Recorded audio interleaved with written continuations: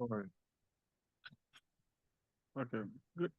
Good morning to everyone, and you're all welcome to this very session.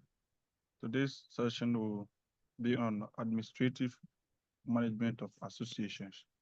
I'm Gamo Samuel.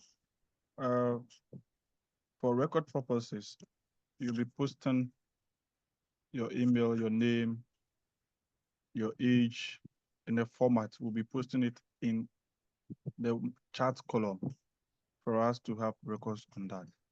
Thank you very much.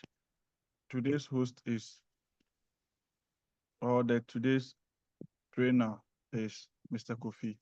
So I will kindly hand it over to Mr. Kofi to begin the training session. Thank you. Okay, thank you, Samuel. Good morning, my dear colleagues. It's always a pleasure to be with you and share some ideas and learn from you. We apologize for the delay we have due to some technical issues. We are still learning. We are not stars of webinars. We are not stars of Zoom. So we are all learning and we are always trying to improve our system.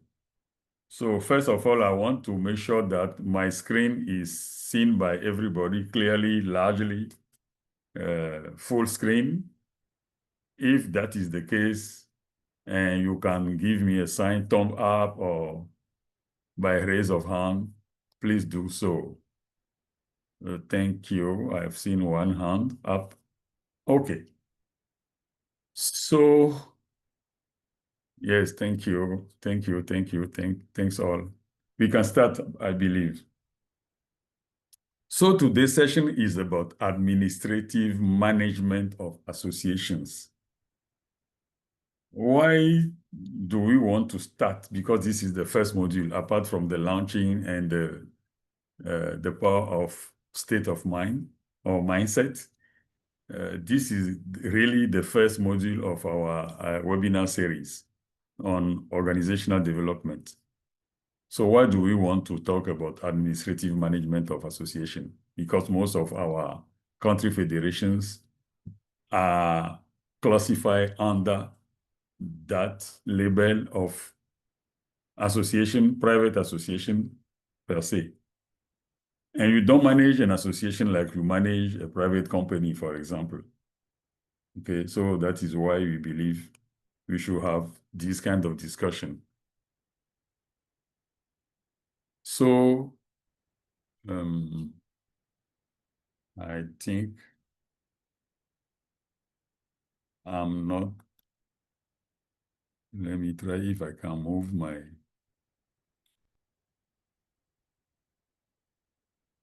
do you see the presentation mode? Do you see the next slide in addition to the main slide?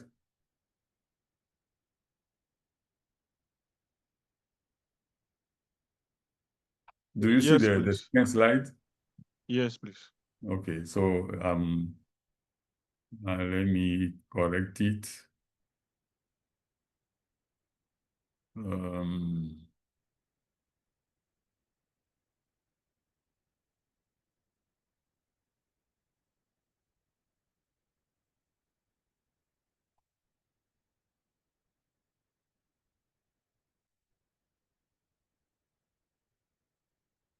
Okay, okay.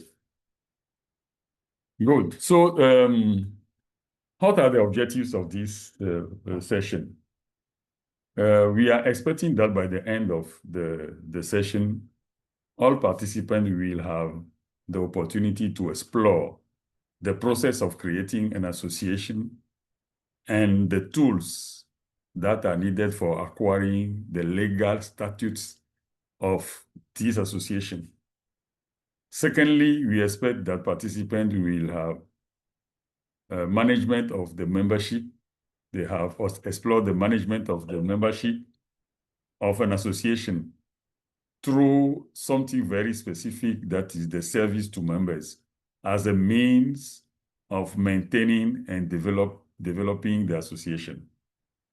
And thirdly, we expect that we will have the opportunity to explore the role and the prerogatives of the employees, the paid staff of an association in their relations with other bodies of the association.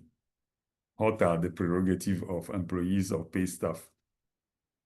Though we have some of our board members here, we appreciate their presence, their time.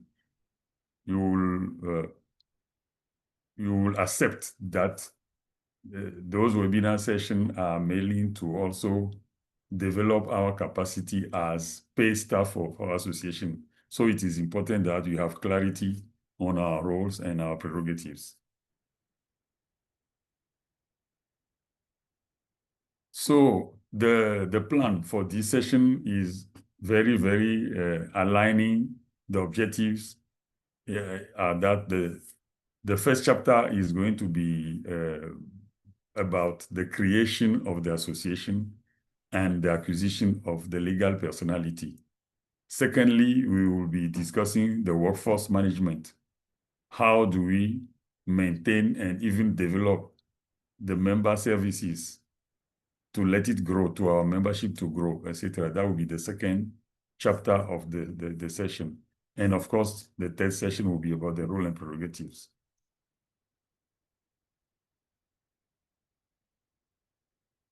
So, talking about the process of creating an association, you will all accept that an association is born from the desire of a group of people to create a space for sharing a common vision, to act together to achieve a goal.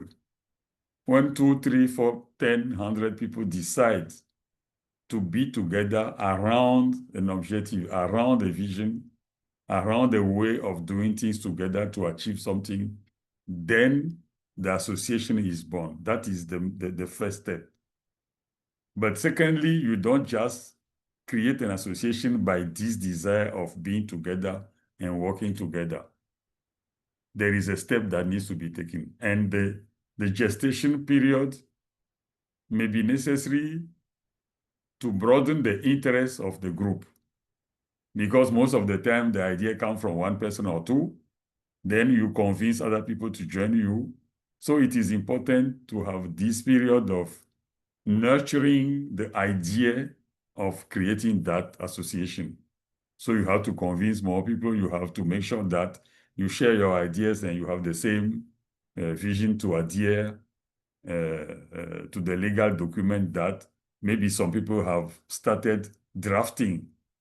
So if the more you are before starting to write the document for your association, the better you will be in position to create the appropriation, the buy-in. If one single person write the document and then put it before the others, sometimes maybe people will be polite. They will not be too criticizing you. They will not be asking too many questions, etc., etc. So as a result, your association may not really have the adherence that one would be expecting. Then when the legal texts are done, mainly that will be the statutes, or I know that Anglophone prefer the term constitution, the constitution of the association, and then the rule of procedures, or the procedures manual, you can call it, you have various names for this document. But mainly we have two documents, the constitution and the rules of procedures. When those documents are ready and a group of people have gone through, made their amendment, comment, input, etc., then the association is ready, or the group of people are ready to go for, I want to call it a formal step. The formal step being the General Constituent Assembly. The General Assembly, that is the Constitution General Assembly. That will be the first meeting that will establish or that will confirm that the association is born on that particular day.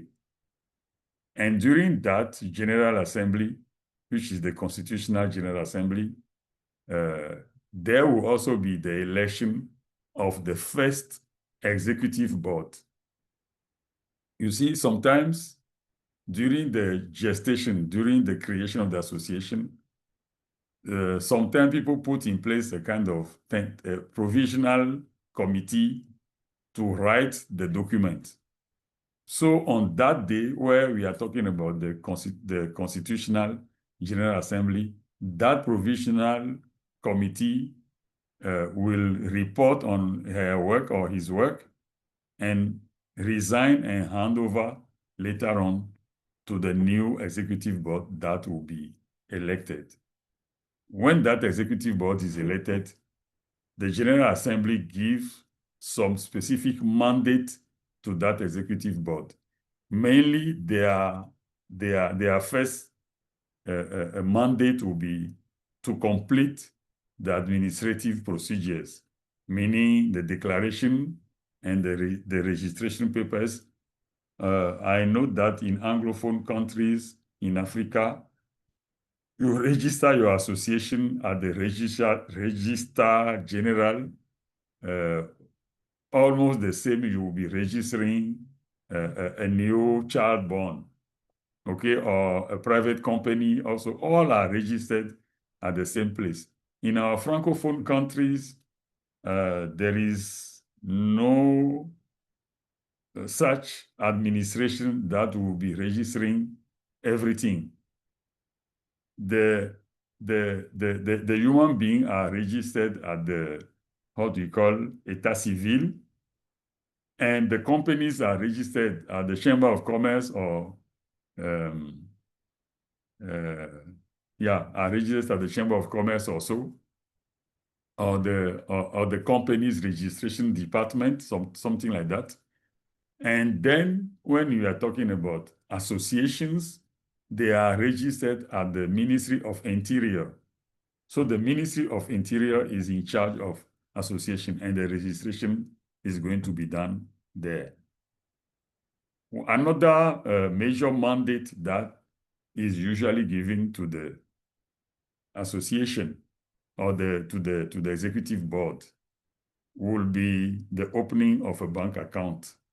And the opening of a bank account most of the time require a minute of the General Assembly that gives that power to the executive board. And most of the time that opening, that minutes will identify who are going to be the signatories and how to be the system for operating the account. Are we going to operate the account with just one signature, the president maybe, or whoever it is? Or are we going to need 2 signatories or 3 to be able to operate the account? So those information are given. Are there some limitations? Who can sign when it is more than $10,000? Who is allowed to sign, and who cannot sign for more than that, etc., etc. So all those instructions are given in that document that is issued at the end of General Assembly. So this is basically how it works. Now, let us look quickly at the content of the 2 documents that I was referring to. The first one is the Constitution or the statutes of the association. We have, in various places, we have like 10 titles. The first title may be the denomination, the headquarters, the duration of the association. When you create an association, the law insists that you should decide how long you expect your association to remain alive.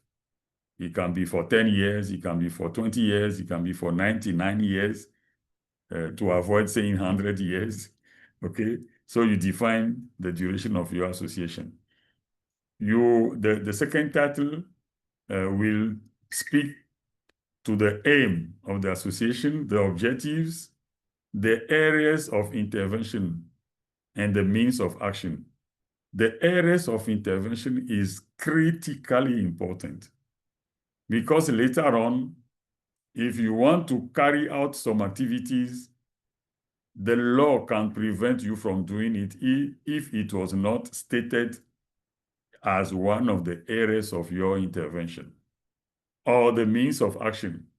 So, for example, as an association, we say that, okay, to achieve our goals or to reach our objectives, we want to organize conferences, meetings, trade fairs, exhibitions.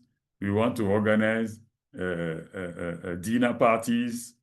We want to organize advocacy activities, etc., etc. So those are the means by which you want to reach your objective. But when we are talking about the areas of interventions, it will be like, are you going to work in the health sector? Are you going to work in the agriculture? Are you going to work on in environment? Are you going to work in the industry? What kind of industry, etc., etc. You have to define that. And that needs to be in alignment with the objectives that has been set before. The third title, look at the membership. Who are the members? The methods for recruiting members. This is what the third title will look at. So in some association, you can define the members, Article 8, in my structure here. You can make a difference between the founding members, the people who created the association. And in some associations, those founding members have some specific capacities, specific prerogative that other members, the new members that join later, may not have, you know. So it is for you to define if you want to this kind of specific prerogative for your founding members. Then you define who are the active members, who are the sympathizing members, who are the honorary members.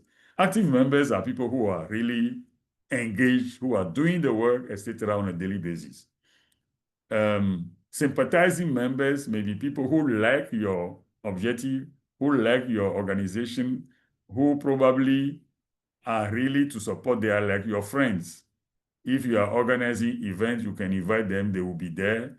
Maybe they contribute, financially they contribute, but from the beginning, they let you know that they will not have time to be there as active members, meaning that they don't have any pretension to be a board member, to be in the executive, etc., etc. But they are contributing financially and they are sympathizing members, they are your friends. Honorary members are people who most of the time do not come to your association requesting membership. Honorary members are people who the association goes to and ask them to become their honorary member because they believe that that person has something specific in terms of credibility, in terms of image, that can give to the association some kind of relevance, some kind of credibility before the larger public. So the association will go to them and suggest that they become their honorary members. They may not be contributing financially.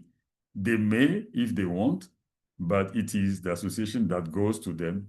And I know that in the Anglophone system, sometimes also we have what we call the patrons.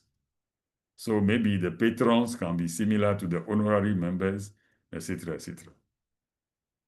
Now, the next article will probably talk about the membership. What are the process to becoming a member? This is what I was trying to explain, the difference of process for the active members, the process for recruiting the sympathizing members, and the process of recruiting honorary members.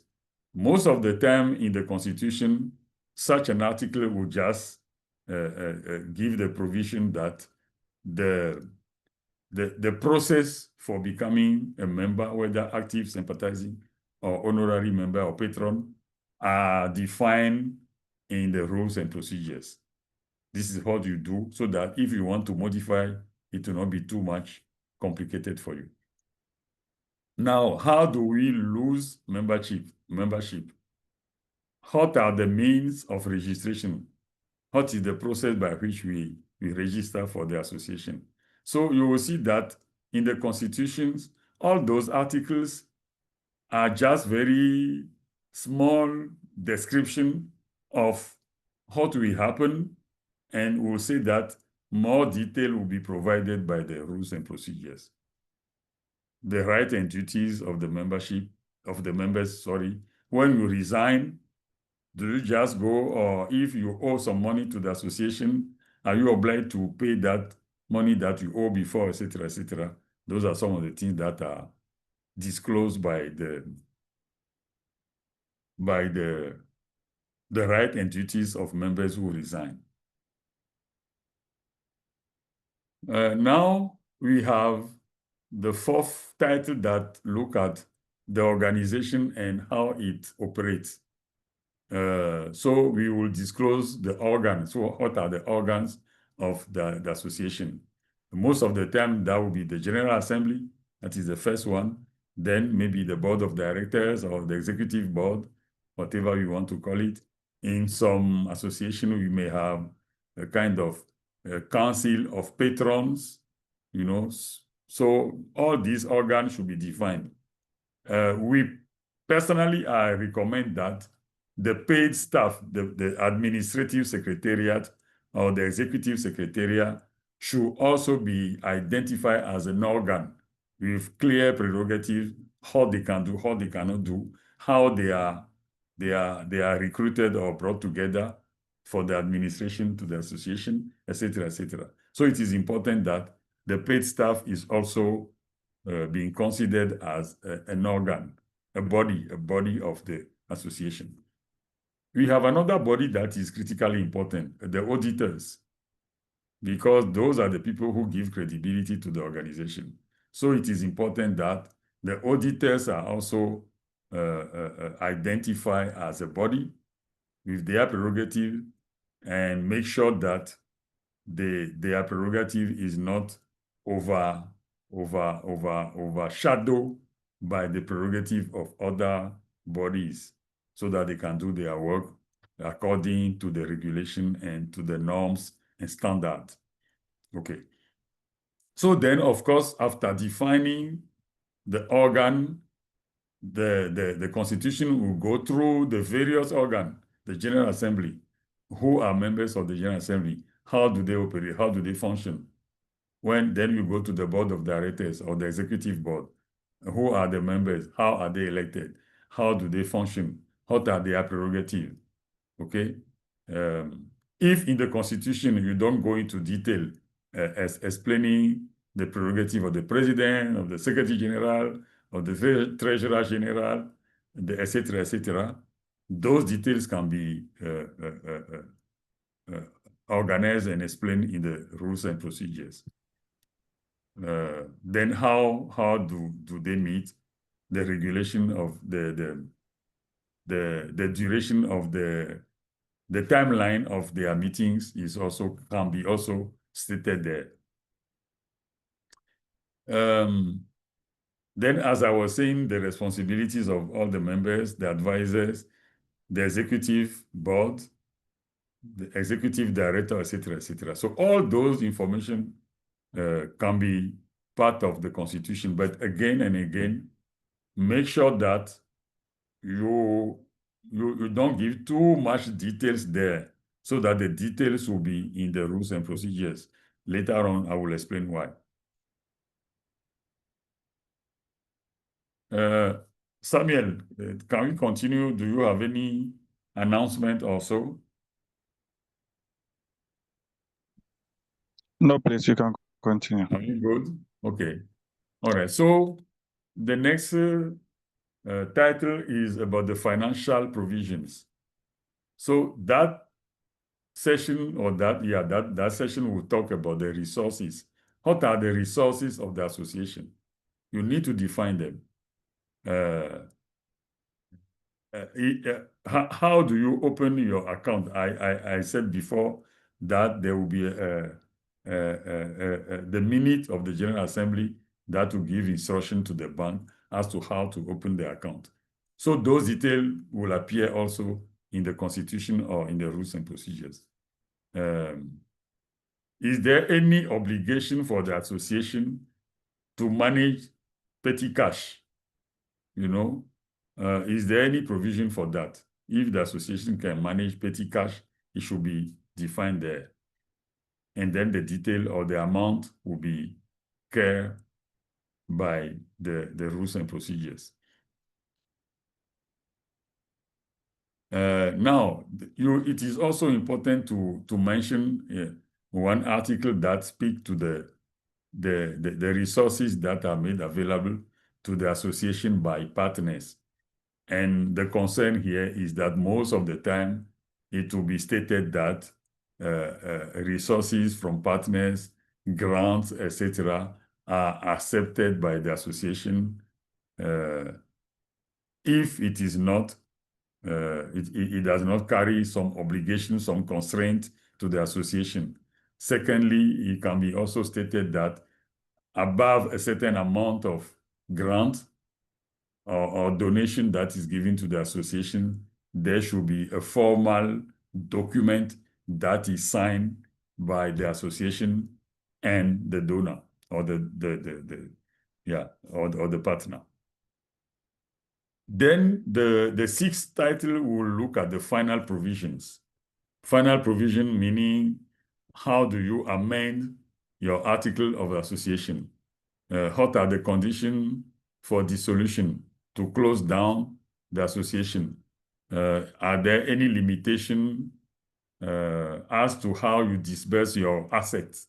Because you know that in an association, you don't share benefit, you don't share profit. So at the same time, when you close your association and there are some assets, how do you get rid of those assets? So those things are defined in the final provision.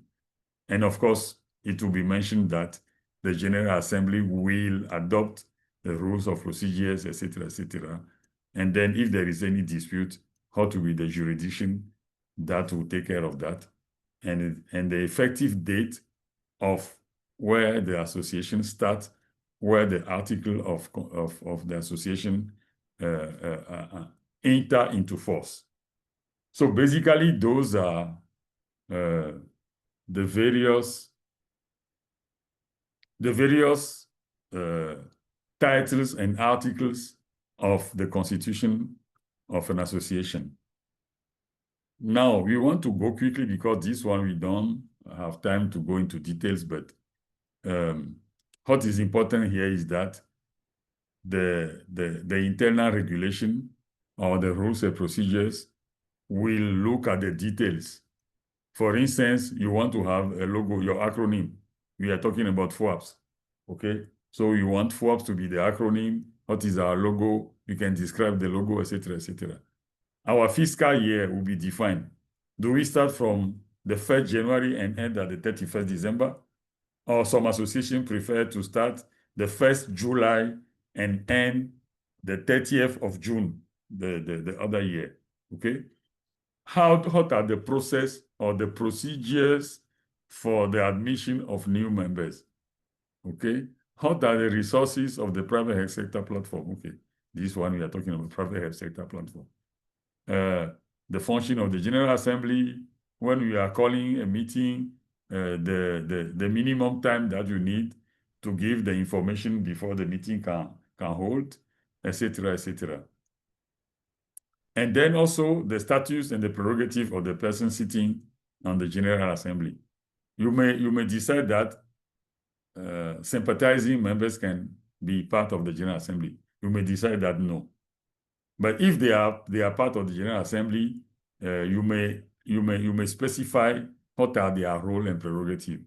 Maybe they will not be allowed to speak, or they can speak but they will not vote, etc., etc. It is important that the rules and procedures clarify all this so that under no circumstances there will be a conflict in terms of interpretation of what the board is doing, what the president is doing, etc., etc. Then how do you elect the executive board? How does the executive board operate? Okay, Sometimes you can also mention the delegation of responsibilities and authority within the executive board. Okay. Now, how do we replace a member of the executive board after resignation or the person died? How do we replace that member?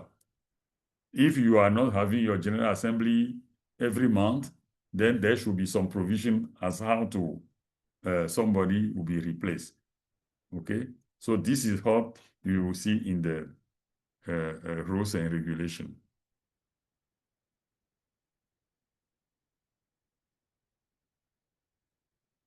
I don't want to go too much into details, but I'm sure that most of you have those documents. Unfortunately, what we observe is that most of the time, the people who join the association later or those who are working as paid staff don't even care of taking those documents, reading them to understand the legal situation of their association. If there is any conflict, any discussion, they will not be in position to advise the board.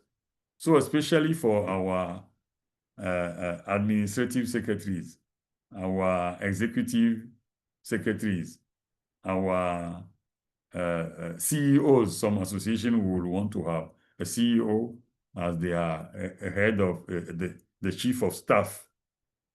Those chief of staff have a strong responsibility because you are the advisors of the board. So it is important that you master the document that regulate the functioning of the association. And when we are giving advice, whether it is in a normal meeting or in a general assembly, you always need to have those two documents with you. And when you are giving advice, you can cite the article that you are referring to, so that people know that, oh, we have recruited a strong professional to be our administrative secretary or our CEO.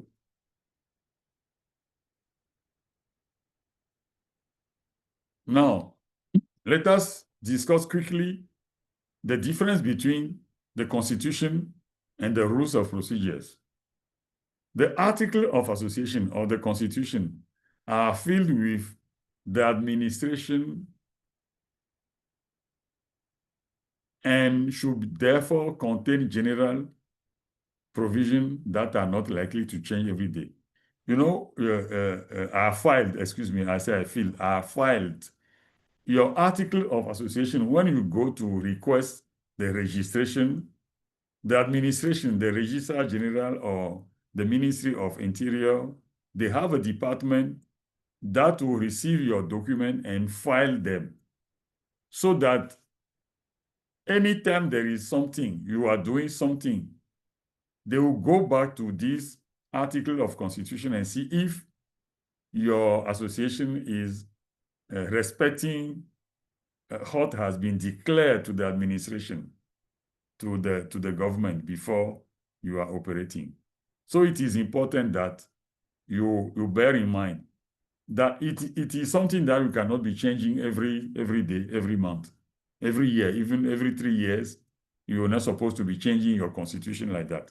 Anytime you change one comma in your constitution, you have to send a new copy and explain to the administration what happened to the old one, what was changed, etc., etc. Okay, so that is why we strongly advise that the details, things that can be experienced, and if there is a need to change, can be changed, you better position them in the internal regulation or the rules and procedures. Don't put them in the Constitution or the statutes. So the external regulation must not take up the article of statutes. Very important. Make sure that there is no contradiction between your Constitution, your article of statutes, and the internal regulation or the rule of procedures. Now, if there is any contradiction, then what is going to happen is that the Constitution will prevail. The internal regulation cannot prevail against the Constitution. Okay, so it is important that, but it is important to avoid to have contradiction between the two documents. And that is one reason why we advise that too much detail should not be given in the Constitution. Because if you give too much details and those who are writing the internal regulation don't pay attention, they may write something different that will create confusion in the future and even some conflict. I don't know about other countries, but I know that in Togo, the Ministry of Interior provides a structure for the Constitution as well as for the rules and procedures that you are constrained, you are obliged to respect. Even if you can change few things, there is a structure that is there that you need to respect. Okay. So that is why sometimes it is important to seek their advice before going to the Constitution General Assembly. Because if you go to the Constitution General Assembly, you adopt your constitution before you go to the Ministry of Interior in Togo. I'm talking about Togo, that I know best. And they change things in your constitution, then you may be in a position to have two documents that are not in adequately conforming to each other. At the end of the day, you will realize that if you want to be legalist, you will have no choice than following the one that is with the Ministry of Interior. So now we can move to the second chapter of this webinar to talk about the membership management, how an association should manage its membership. So this component is supposed to allow us to equip ourselves for growing and retaining our membership, and even to strengthen their buy-in to the association services. Now, let's think a little bit for 1 minute. What are the articles of your constitution and or internal regulation that give indications on conviviality between members? Think of it. Do you have any provision in your rules and regulation that speak to how the association can create a kind of conviviality, friendship between its members? What are the activities that you carry out, you usually carry out in direction of developing good relations between your members? What can we do differently to retain our organization members and establish a real conviviality? Those are critical questions. Okay? And the reason why we are, excuse me, am I at the right place? I think so. Yes, I'm at the right place. Okay, so I was saying that it is important to have in mind that the success of an association also rely on the joy, the interest that members have to be together, to work together, to interact and create something that is for their personal and collective satisfaction.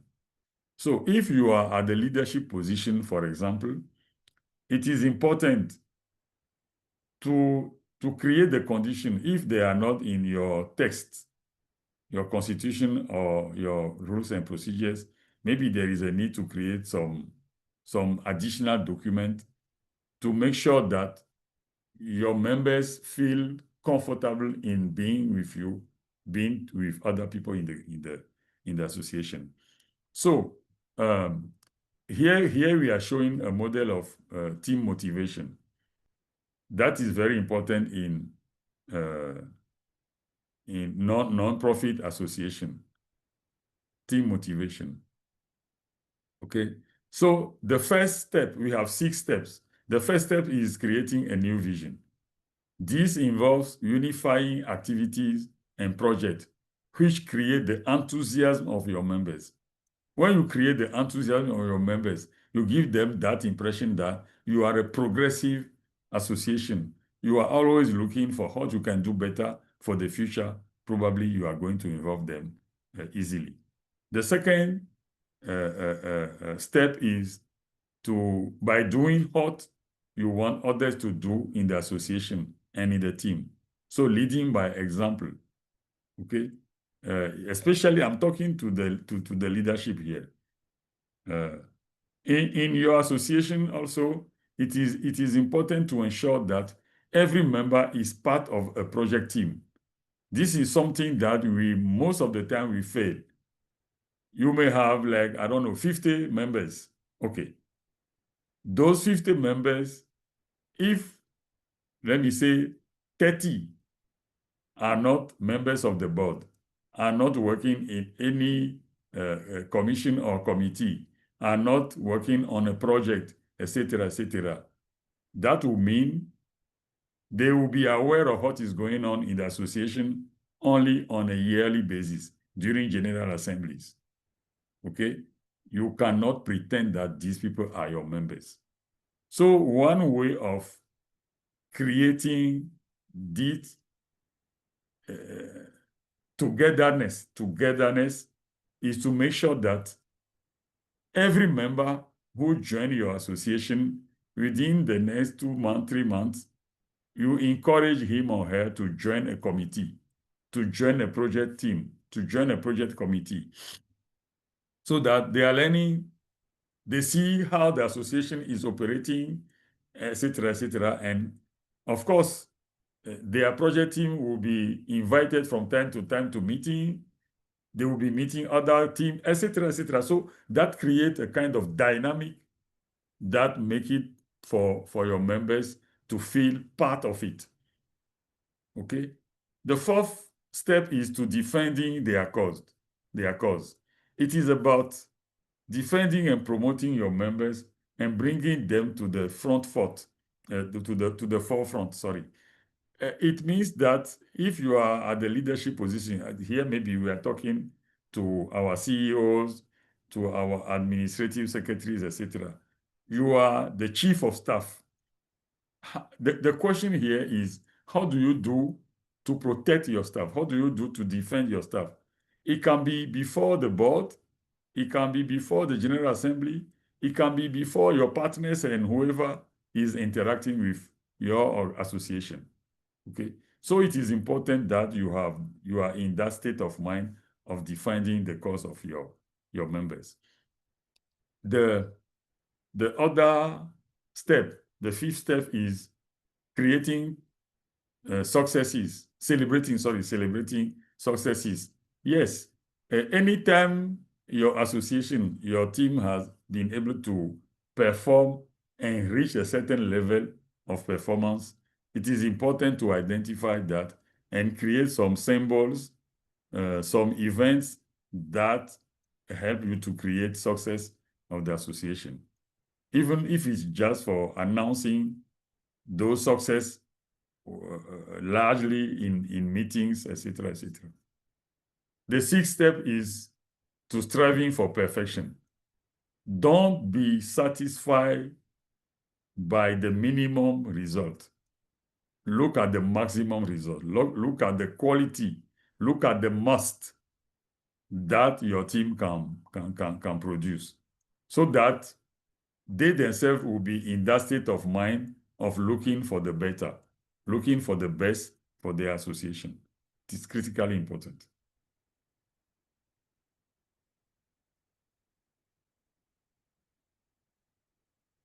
Some other questions that we'll want you to really look at in terms of membership management. Why members don't pay their dues? I'm sorry, I think the formulation is not good. Why do you believe that some members don't want to pay their dues? How do you know what your members expect from the association? Do you have a way? Do you have a system, a mechanism by which you will know what your members expect from the association? How do you reassure your members that their money is well managed for the best of the association? Those are some of the questions we always need to be looking at and even spending some time on when it comes to managing our membership and maintaining our members. The interest of these three questions is to show that members do not pay their dues because, among other things, they do not know how their money is used for. You will be surprised. You know, some people pay their dues, no problem, and then they don't care. They don't have time to ask or to think, how is my money used? But some people, when they are association members and they pay $1, they want to know how their $1 is used for. So one way to strengthen spontaneity in the payment of the dues is transparency. Transparency in the management of the association's resources. Okay, if your members receive regular report, regular financial statement, and in meetings, you don't have many opportunity to organize general assemblies. Maybe, I don't know, 2 times a year. And during your meeting, there is nothing that is said about financial situation of the association. Some people, maybe they will not ask you any question, but within their mind, they will be thinking, but these people at all, every time we come, they are talking about membership dues, but they never report how they are using that money, you know. But to be in tune with your members, you have to give them the floor also to tell you what they expect from their association and its leaders. Okay, previously I was talking about the money aspect. They pay dues, they want to know how their money is used for. But in the meantime, there are a lot of services that an association can provide for its members. So the question is, how do you know their expectations from the association? For example, training. What kind of training they are expecting? For example, advocacy for some association. When you are like in a corporate association, people want the association to speak out their voice in regard to the, I don't know, internal revenue, the customs, etc., to defend, to protect them. Some people will just want to have the opportunity to go and have fun from time to time to the beach side, okay, to the mountain, hiking to the mountain, etc., etc. Some people may want these kind of activities. So it is important to have a way to receive their ideas on that.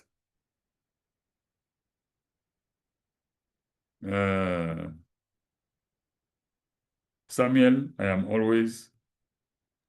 am very close to the end, hopefully. Yes, please. So very quickly, some question. When you are trying to assess the satisfaction of your members or their expectations, you can go through some kind of squad survey. You can organize some survey and ask them to fill and tell you a little bit about their expectations. Okay, here are some of the questions that we may ask. What are the benefits of being a member? Or do you think you will benefit from joining our association? This is especially for potential members. What are your expectations? How do you see the association in relation to the public sector?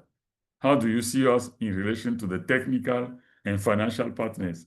How do you see our association in relation to the general public?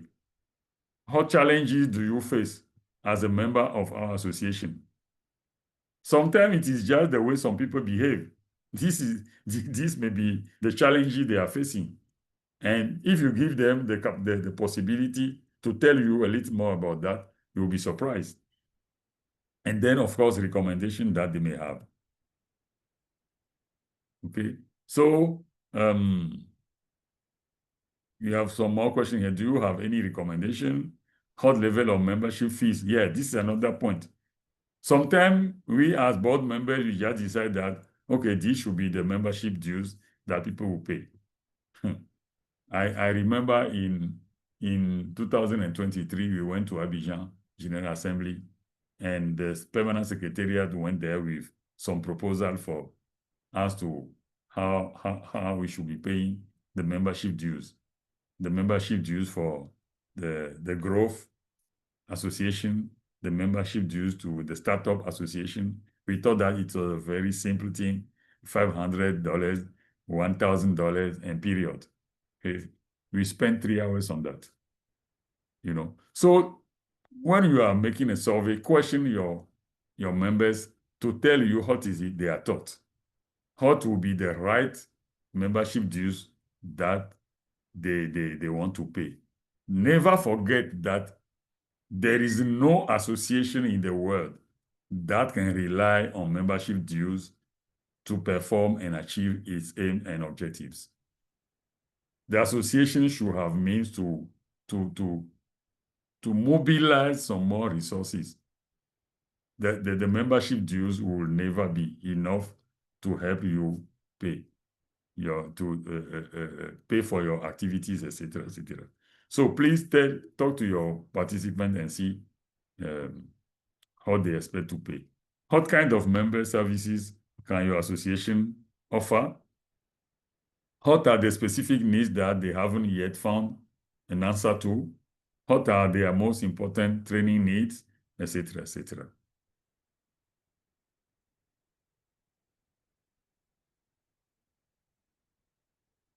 So now we want to conclude with the role of the association paid staff. We are saying that the salary staff is responsible for the day-to-day management of the association. It is headed by an executive director, a permanent secretary, or an administrative secretary, or a CEO. That CEO is on both fronts of project management and assistance to the executive board. Okay? It implements the decision of the General Assembly under the instructions of the executive board or the board of directors and its president. Most of the time, according to your association, the way it is structured, it can be the president that is in permanent contact with the paid staff. But it can also be the secretary general. It will depend. If your association is structured that way, the secretary general can be the supervisor of the paid staff. So therefore, he or she will be the one supervising their work and working closely with the paid staff. He or she assumes administrative responsibilities relating to the life and functioning of the association. He or she implements the plan for mobilizing the human, material, and financial resources necessary to achieve the objective of the association. And the paid staff is structured in a coordination of the skills that are available to manage the project. Most of our association recruit staff, but sometimes the work that is at hand does not match 100% with the competencies or the qualifications of the people that are recruited to work in our project, in our associations. So it is important for the chief of staff, as well as the whole team, to be in the capacity to manage talent, to see the talents that are available, and to decide how best they can use those talents.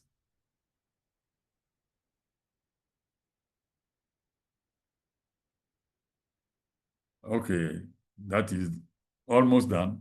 The characteristics of the members of the association pay staff. For me, the first characteristic is the availability. and the sense of service and sacrifice. Okay, it is important for us to have that sense of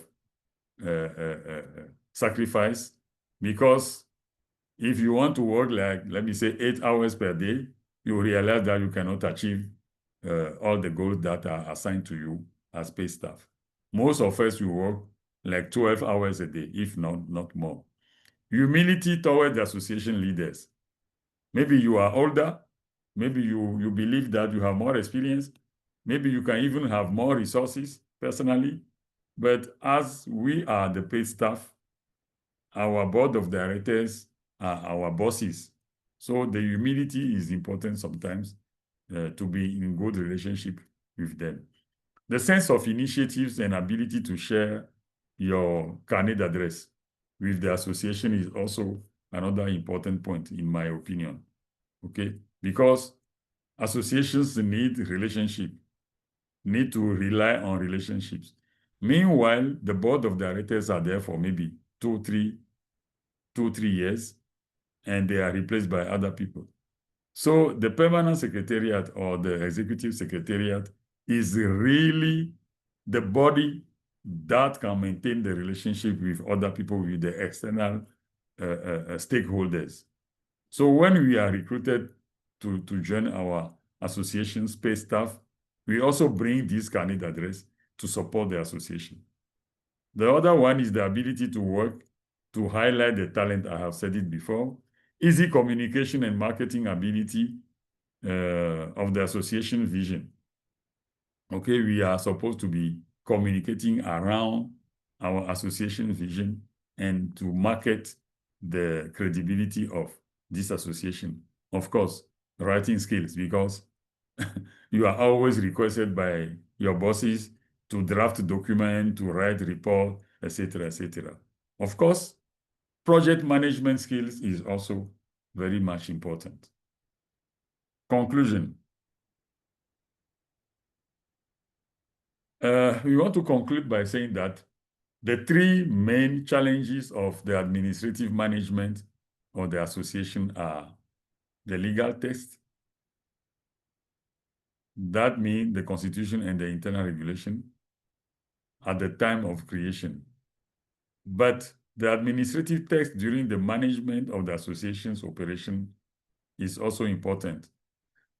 I'm sure you all know that apart from the statutes of the constitution and the internal regulation, you have procedures manuals and other management guides.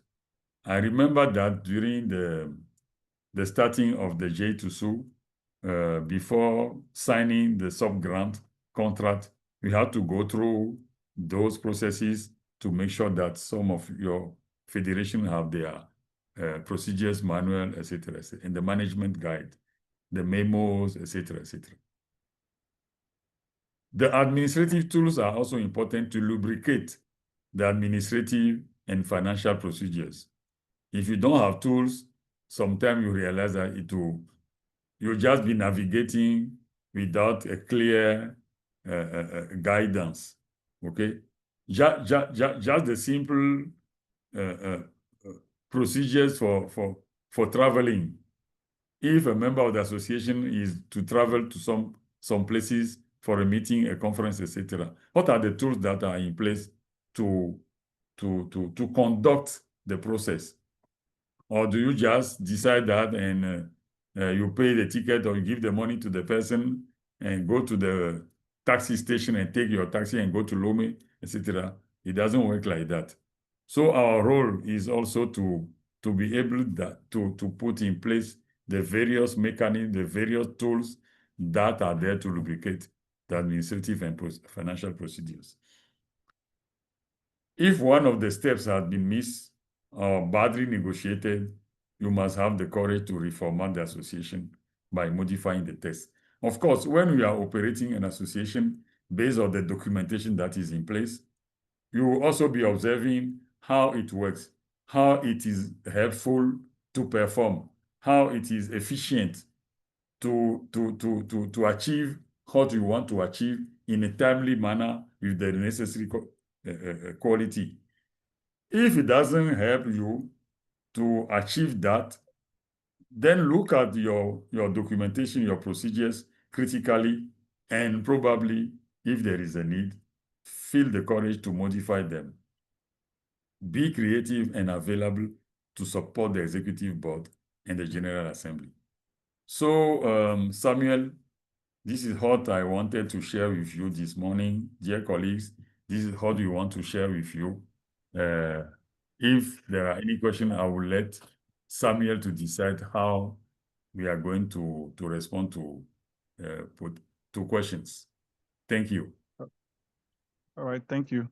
Thank you very much for sharing with us this. We are much happy for that. Please, if you have any question, please post it in the chat column so that Mr. Kofi will quickly attend to it. And those who are joining in the middle of the session, please, your name, your details, you should also post that one too for record's sake so that we can also send you the slides. So please, questions now, you can post your questions if you have any question in the chat so that we read it. I'll read it out to Mr. Kofi.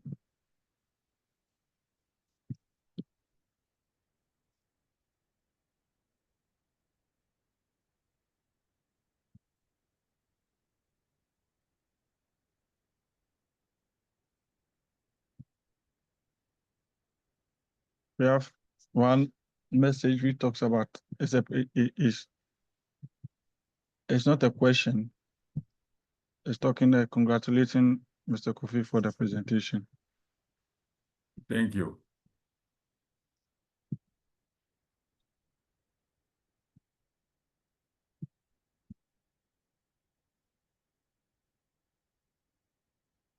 Mr. Kofi, we don't have any more chats in the box, so I don't know whether we can allow one person to speak or we end it this way.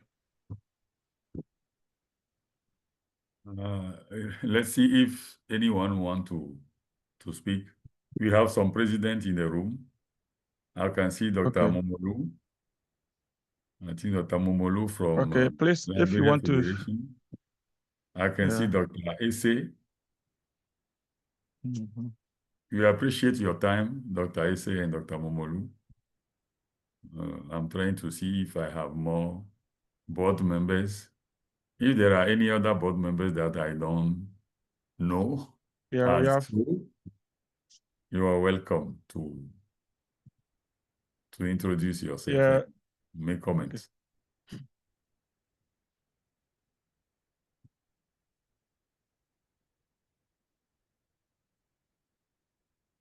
We have one who talks about, it's also thanking you. And we have one who asked for his requesting for the presentation so far. And we hope we'll send them to you. And please, when you are submitting your details, be mindful of the email. Be mindful of the email address.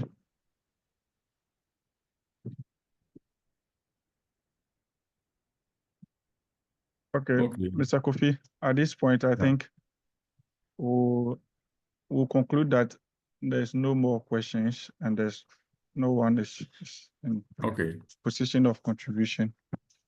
I hope that there is no question because the presentation is clear enough. Yes, or the presentation is too confusing. That is why there is no question. So thank you anyway. And for those who are calling me Dr. Kofi, I'm not Dr. I'm not a doctor. So thank you for giving me the title and accept it as an honorary title, but I'm not a doctor. Okay, so thank you very much, colleagues, for your time, for participating in this session. Anytime, if there is any question, feel free to reach out. We can continue the conversation anyway. Okay, so have a great day.